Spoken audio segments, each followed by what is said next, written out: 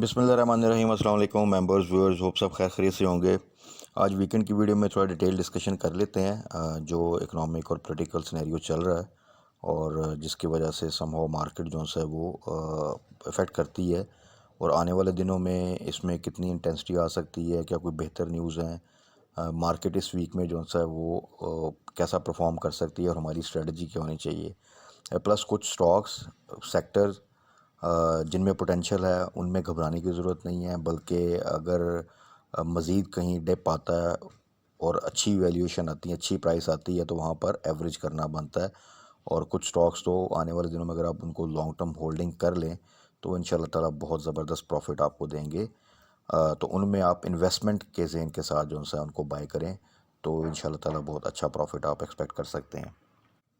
तो सबसे पहले अगर मार्केट की तरफ आएँ तो मार्केट ने फ्राइडे को पॉजिटिव क्लोजिंग दी।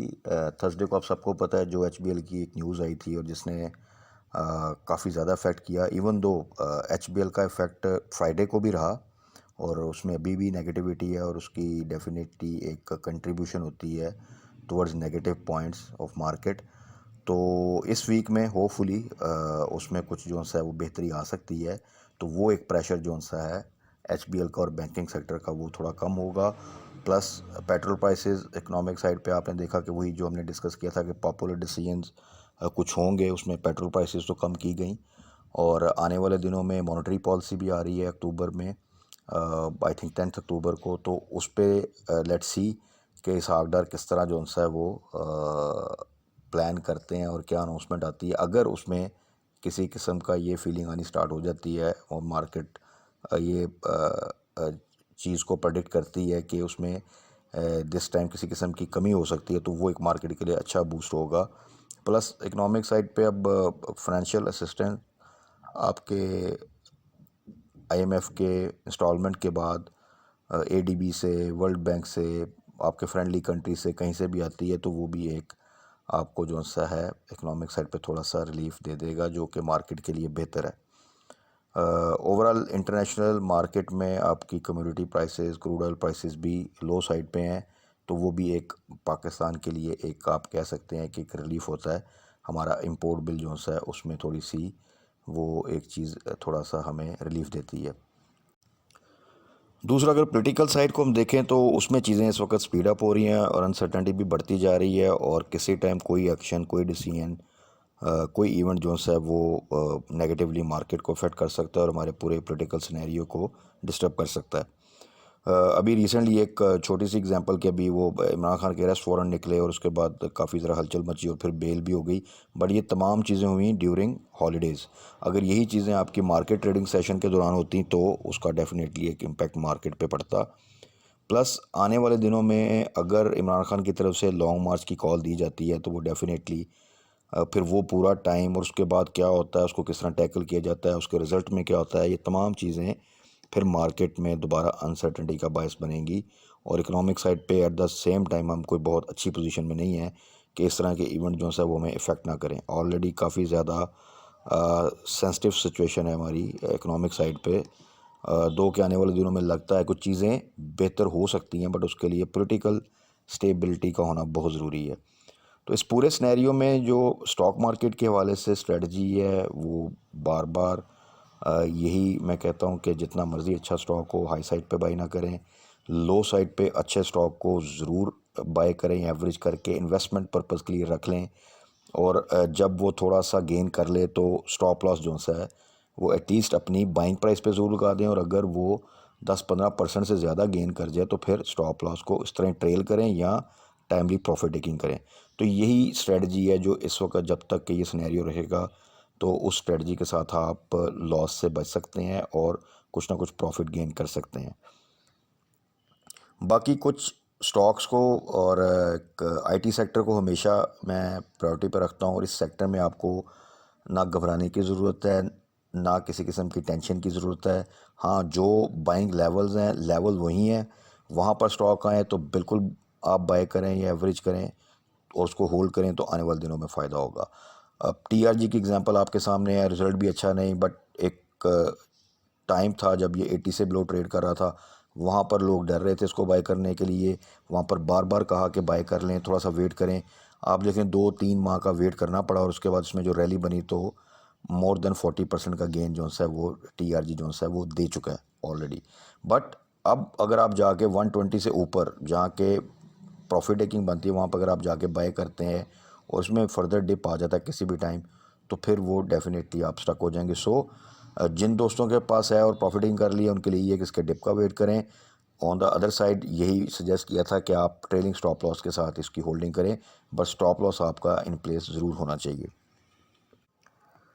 अब फर्दर IT सेक्टर के स्टॉक्स को डिस्कस कर लेते हैं जिनमें पोटेंशियल है, जिनको आप होल्ड करें फॉर लॉन्ग टर्म तो आपको फ़ायदा हो सकता है। और कुछ स्टॉक हैं जो कि अच्छे बाइंग लेवल पे हैं, उनको आप बाय कर सकते हैं। IT सेक्टर के अलावा कुछ stocks oil and gas sector के और अदर सेक्टर्स, वो कुछ ऐसे स्टॉक्स हैं जो कि इस वक्त उन लेवल्स पर हैं, रीसेंट रिजल्ट्स बहुत अच्छे हैं, जिनको अगर आप इन्वेस्टमेंट पर्पज़ के लिहाज से होल्ड करें तो इंशाल्लाह ताला उनमें फ़ायदा होगा और उनमें किसी किस्म की वरी करने की ज़रूरत नहीं है। तो IT में सबसे पहले अगर आप देखें तो नेटसोल का आपको पता है कि एनुअल रिज़ल्ट आया। पे आउट कुछ नहीं था बट अर्निंग बहुत आउटस्टैंडिंग थी। आई थिंक 4 टाइम्स जो सी अर्निंग बेहतर हुई। लेकिन पे आउट ना होने की वजह से थोड़ा सा प्रेशर में है। एक्चुअल बाइंग लेवल हमेशा से इसका 90 बिलो जो से अब हम डिस्कस करते रहे हैं। तो जिन्होंने वहाँ पे बाय किया ऑलरेडी पॉजिटिव में है, जिन्होंने 95 से ऊपर या 100 के आसपास बाय किया है वो अब होल्ड करें। इंशाल्लाह ताला आने वाले दिनों में ये दोबारा से एक मोमेंट बनाएगा। और मैंने हमेशा कहा है कि जिस तरह TRG था उस तरह आपको एक मोमेंट नेट सोल में भी मिलेगी। थोड़ा सा टाइम लग सकता है मार्केट की वॉलेटिलिटी की वजह से, लेकिन वो मोमेंट आएगी। सो पेशेंस के साथ आप नेट सोल को होल्ड करें और जिसका रिसेंट रिज़ल्ट आया है उसके बाद आप फर्दर इसका होल्ड करना बनता है और आगे फर्दर इसमें बेहतर मूवमेंट जो सी है वो आ सकती है। उसके बाद system again for long term investment और इस ये ऑलरेडी जो है अच्छे प्रॉफिट में है। जो बाइंग लेवल थे वो 300 से 330 के दरमियान थे और वहाँ पे जिन्होंने भी दोस्तों ने बाय किया 400 को टच करके अभी थोड़ा सा 370 4-5 इसके आसपास है। तो इसमें अगर आपने बेहतर स्ट्रेटजी करनी है तो 370 का स्टॉप लॉस रखें। ये पहले भी बताया था जब ये इवन 380 390 के पास था, तो 370 का स्टॉप लॉस रख के आप इसको होल्ड कर सकते हैं। अगर आप लॉन्ग टर्म रखना चाहते हैं तो फिर उसमें आप बेशक स्टॉप लॉस ना लगाएं, उसको लॉन्ग टर्म होल्ड करें। तो इंशाल्लाह ताला ये दिसंबर क्लोजिंग के बाद जो इसका रिजल्ट आएगा और उसमें जो रैली बनेगी ये फर्दर यहाँ से आपको ईजिली 100 पॉइंट्स का गेन दीजिएगा।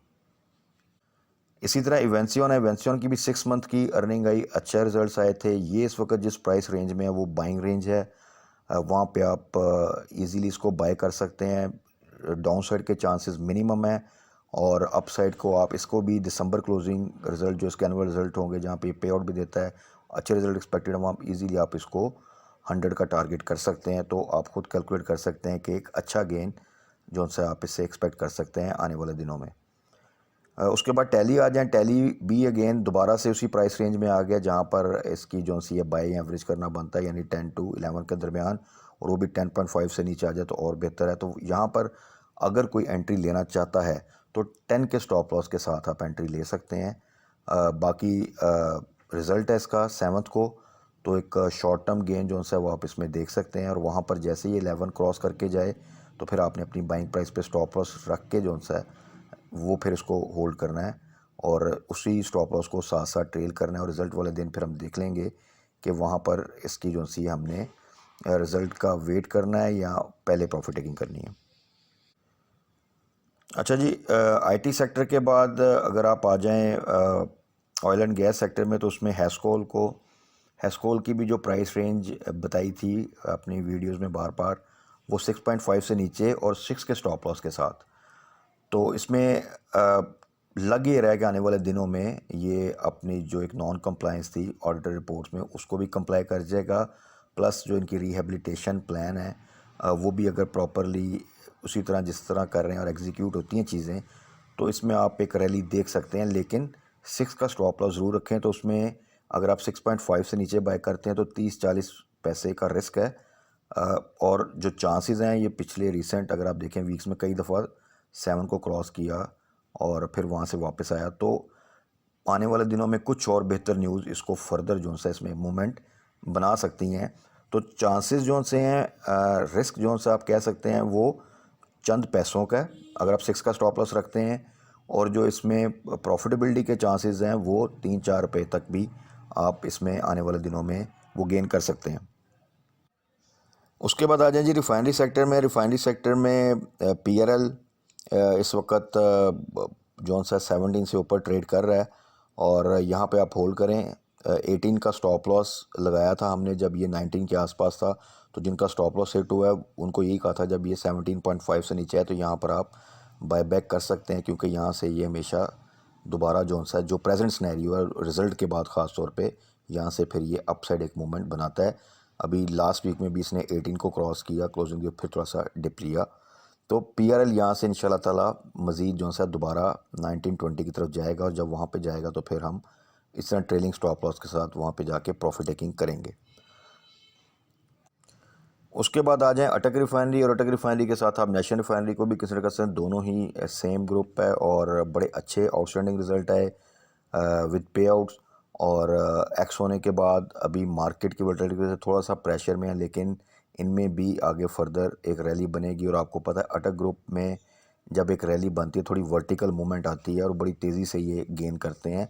सो जो इनिशियली हमारा एंट्री लेवल था अटक रिफाइनरी में 140 से नीचे था, और उसके बाद एक्स होने के बाद भी अगर आप देखें तो इस वक्त ये 140 से ऊपर ट्रेड कर रहा है, और इसमें पूरा पोटेंशियल है कि दोबारा 160 को क्रॉस करेगा। सो अटक रिफाइनरी को भी आप होल्ड कर सकते हैं, तो इंशाल्लाह ताला आने वाले दिनों में इसमें अच्छा गेन देख सकेंगे।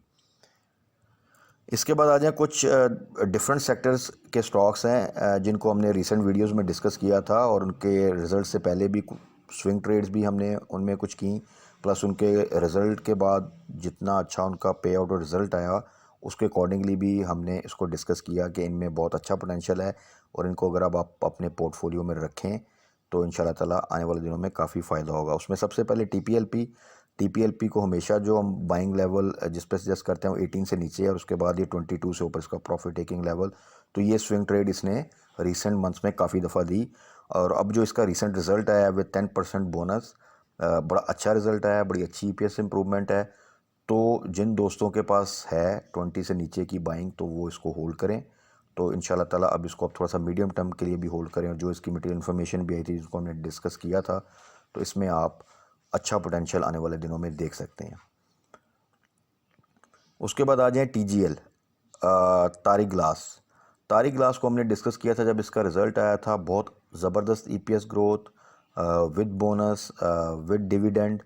तो उस लिहाज से अगर देखें तो इसने डिप लिया प्राइस में, और जो इसके प्राइस लेवल थे हमने उस वक्त ये डिस्कस किया था कि अगर 110 के आसपास वहाँ पे मिले तो वहाँ पे आप एंट्री ले सकते हैं, और इसको अगर आप लॉन्ग टर्म अपने पोर्टफोलियो में रखें, इसको एक्स होने दें, और एक्स होने के बाद ये इसमें पूरा पोटेंशियल है कि ये दोबारा जो सा है अपनी प्राइस रिकवर करेगा, और अभी तो इसके एक्स होने में भी तकरीबन 2 वीक से ज़्यादा का टाइम है। तो इसलिए इसमें भी एक मोमेंट आप देख सकते हैं। मार्केट अगर थोड़ा सा भी सपोर्ट करे तो ये आपको 120 प्लस से लेकर 130 तक के दरमियान पहुंच सकता है बिफोर एक्स, और उसके बाद इसमें फ़र्दर जो सा दोबारा से अपनी प्राइस रिकवर करना और फिर एक फ़र्दर अपवर्ड मूवमेंट बनाना, वो इसके लिए कोई ऐसा इशू नहीं है। सो TGL फॉर लॉन्ग टर्म आपको इंशाल्लाह ताला बहुत अच्छा बेनिफिट दे के जाएगा, और जो इसके रेट है 110 के आसपास यहाँ पर इसकी बड़ी अच्छी जो सी है वो बाय बनती है।